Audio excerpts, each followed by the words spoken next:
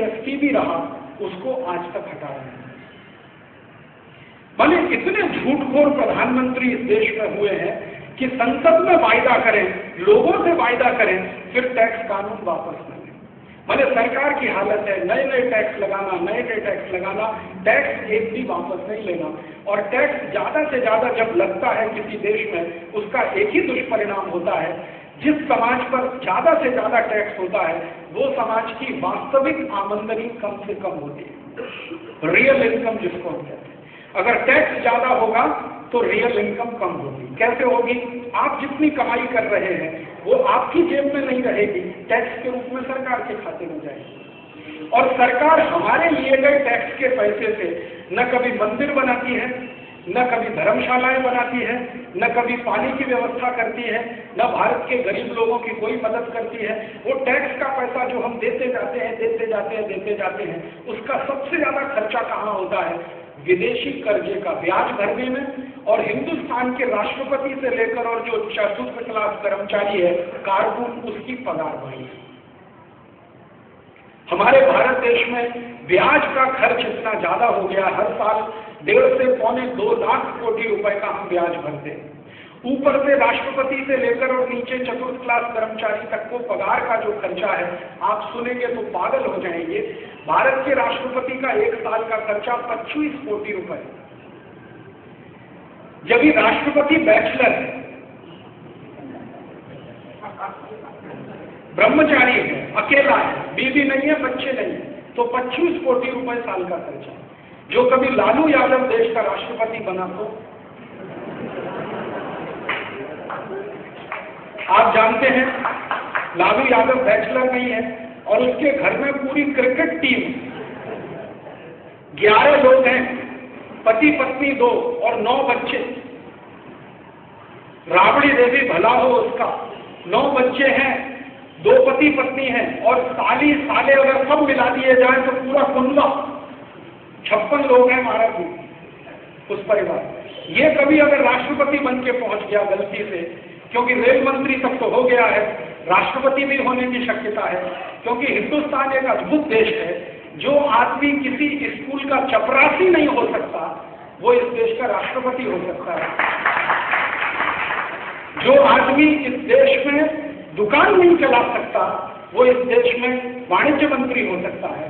जिसको फाइनेंस का ABCD नहीं मालूम वो वित्त मंत्री हो सकता है, और जिसको शिक्षा का ABCD नहीं मालूम वो शिक्षा मंत्री हो सकता है, और जिसको कुछ नहीं मालूम वो प्रधानमंत्री हो सकता है। हमारे देश का विचित्र है, अज्ञानी व्यक्ति ज्ञानी पर शासन करे वो समाज की सबसे बड़ी विडंबना है। जब अज्ञानी लोग ज्ञानियों पर शासन करेंगे देश ऐसे ही चलेगा जैसे चलता है। आज तो दुर्भाग्य है कि भारत के राष्ट्रपति बैचलर है। अगर जो कभी शादीशुदा व्यक्ति राष्ट्रपति हुआ तो ये 25 कोटी का खर्चा कहाँ जाएगा?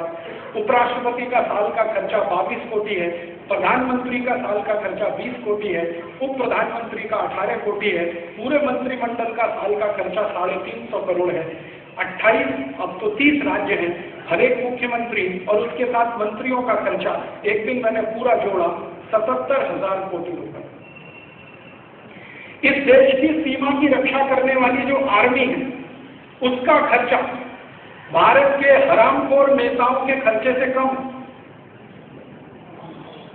हमारे देश की सीमा की रक्षा करने वाले जो सैनिक हैं, आर्मी में काम करते हैं, उनका एक साल का खर्चा भारत के भ्रष्टाचारी नेताओं के खर्चे से कम है। ये स्थिति इस देश में। तो ये जो सारे खर्चे होते हैं वो आपके टैक्स के पैसे से होते हैं।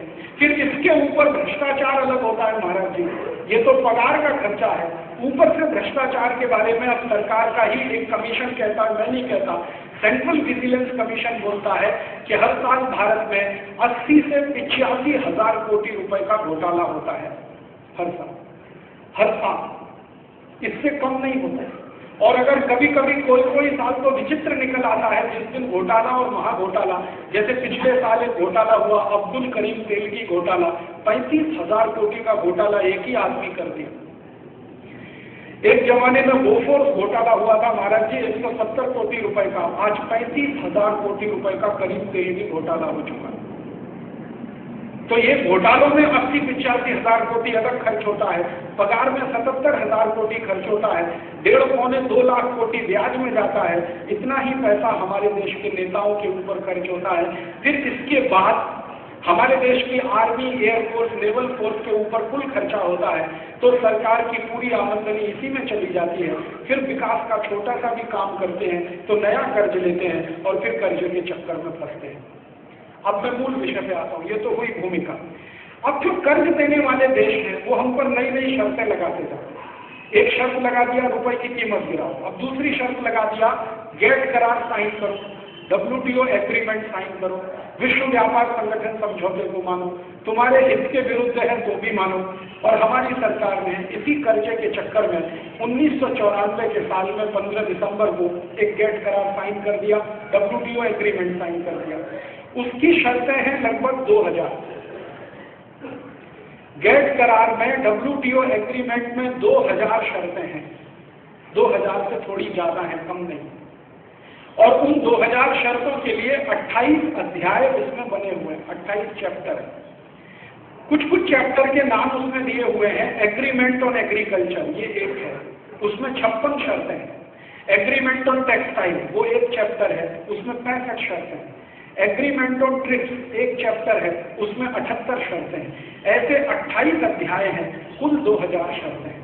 उन्हीं में से महाराज जी एक शर्त है, और वो शर्त ये है कि गेट करार साइन करने वाले देशों में जो टैक्स का स्ट्रक्चर होगा, बहुतांश माने ज्यादा से ज्यादा देशों में जो टैक्स का स्ट्रक्चर होगा वही दूसरे देशों को भी लागू करना पड़ेगा। ये उसमें एक शर्त है। अब देखिए, गेट करार सही किए हुए देश हैं लगभग 123, 124, एक और भी है 124। 124 देशों में जो ज्यादा से ज्यादा देशों में टैक्स का स्ट्रक्चर होगा वही भारत को भी लागू पड़ेगा। तो ये जो देशों ने गेट करार सही किया है उसमें से एक देश को छोड़कर, एक देश माने अमेरिका को छोड़कर सभी देशों में वैल्यू एडेड टैक्स है, तो भारत को भी यही टैक्स लागू करना पड़ेगा। ये है उसकी शर्त। अब गेट करार सही हमने किया 15 दिसंबर 94 को, उसके लागू होने की तारीख 1 जनवरी 2005, और भारत सरकार ने घोषणा किया कि 1 अप्रैल 2005 से हम वैट को लाएंगे। माने गेट करार की शर्त को पालन करने के लिए भारत सरकार एक नया कानून लाई है जिसका नाम है value added tax. Value added tax का कानून बनाने के लिए हमारी सरकार ने एक समिति की स्थापना किया। उस समिति का अध्यक्ष बनाया असीम दास गुप्ता, पश्चिम बंगाल के वित्त मंत्री हैं, फाइनेंस मिनिस्टर। मैंने एक बार उनको एक लेटर भेजा था, खत भेजा था कि आप ये जो वैट का कानून ला रहे हैं वो किसके लिए ला रहे हैं? हमने कभी बोला नहीं, भारत की प्रजा ने कभी मांग नहीं किया कि हमारे ऊपर वैट लाओ। भारत के व्यापारी और उद्योगपतियों ने कभी मांग नहीं किया कि हमारे ऊपर वैट लाओ। भारत के शेतकरी बांधवों ने, खेडूतों ने कभी मांग नहीं किया हमारे ऊपर वैट लाओ। भारत की प्रजा मांग करती नहीं है, व्यापारी उद्योगपति मांग करते नहीं है, तो फिर आप लाते किसके लिए? तो कहने लगा हम WTO की कंडीशन पूरी करने के लिए वैट लाते हैं। तो ये WTO की कंडीशन में वैट है, इसलिए सरकार लाई है। अब मैंने एक बार असीम दास गुप्ता को एक पलट प्रश्न किया जिसका आज तक उत्तर नहीं दिया कि ठीक है WTO की कंडीशन है तो भारत को वैट लाना है, अमेरिका को क्यों नहीं लाना? अमेरिका ने भी WTO साइन किया है, अमेरिका भी विश्व व्यापार संगठन समझौते का सदस्य है, तो अमेरिका तो वैट लाता नहीं है, आप क्यों वैट ला रहे? इसका आज तक उत्तर नहीं है। मैंने इसका उत्तर जानने की कोशिश की कि अमेरिका नाम के देश ने वैट क्यों नहीं लाया आज तक, क्योंकि अमेरिका तो बहुत प्रोग्रेसिव देश है, बहुत मॉडर्न देश है, बहुत आधुनिक देश है, बहुत प्रगतिशील देश है, बहुत तेजी से तरक्की पसंद देश है। अगर इतना तरक्की पसंद देश है, इतना प्रगतिशील है, इतना तेजी से आगे बढ़ने वाला है, तो वो वैल्यू एडेड टैक्स क्यों नहीं लाया अपने देश में अभी तक? ये जानने की जब मैंने कोशिश की तो मुझे माहिती मिली कि अमेरिका की संसद में पिछले 20 साल से बहस हो रही है, लेकिन वैट का कानून लागू नहीं हो रहा। बहस हो रही है, कानून लागू नहीं हो रहा है। कारण क्या है? अमेरिका में 2 राजकीय पक्ष हैं, एक रिपब्लिकन एक